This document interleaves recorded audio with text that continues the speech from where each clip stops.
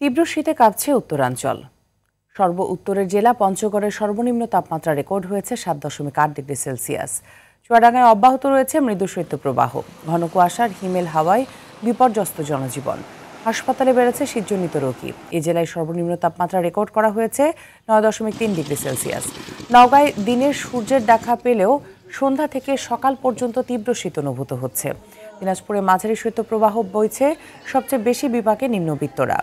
হিলিতে তীব্র শীত আর ঘন কুয়াশায় সারাদিন দেখা মিলছে না সূর্যের। কুড়িগ্রামে ঘন কুয়াশা না থাকলেও বেড়েছে শীত। শীতের কারণে প্রয়োজন ছাড়া ঘর থেকে বের হচ্ছে না মানুষজন। এতে ব্যাহত হচ্ছে স্বাভাবিক কাজকর্ম। মেহেরপুরে ঘন কুয়াশার তীব্র শীতে বোরো ধানের বীজতলা ক্ষতিগ্রস্ত হচ্ছে।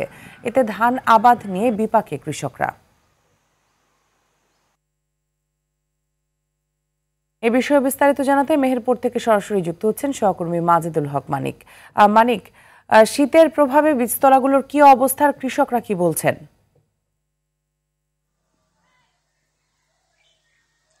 আমরা গত কয়েকদিন থেকে দেখেছি যে শীতের তীব্রতা বাড়ার সাথে সাথেই বীজতলার যে প্রকৃত যে রূপ, সেই প্রকৃত রূপ কিন্তু পরিবর্তন হওয়া শুরু করেছে।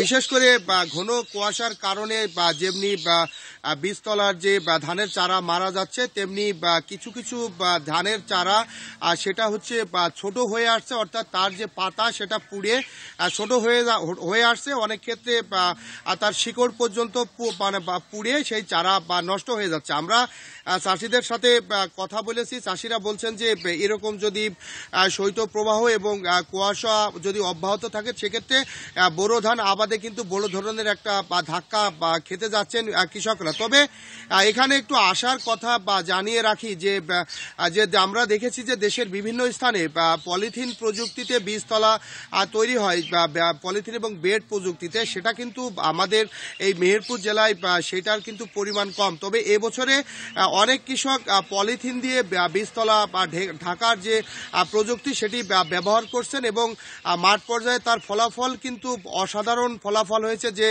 যে চারাগুলো পলিথিন দিয়ে ঢাকা রয়েছে সেগুলো অনেক ভালো আছে, সতেজ তরতাজা রয়েছে এবং পলিথিনের বাইরে যে চারাগুলো, সেই চারাগুলোর বেশিরভাগ ক্ষেত্রে কিন্তু চারা মারা যাচ্ছে। কৃষি বিভাগের সাথে আমরা কথা বলেছি, তারা বলেছেন যে চাষিদেরকে তারা সচেতনতার মাধ্যমে বড় বীজ তোলা নিয়ে যদি আরেকটু আন্তরিক হওয়া যায়, বীজের চারার যদি আরেকটু যত্নশীল হওয়া যায়, তাহলে কিন্তু এটা বলা এটা করা সম্ভব। এই ছিল মিতু আমার কাছে বীজতলা নিয়ে খবর। অসংখ্য ধন্যবাদ আপনাকে।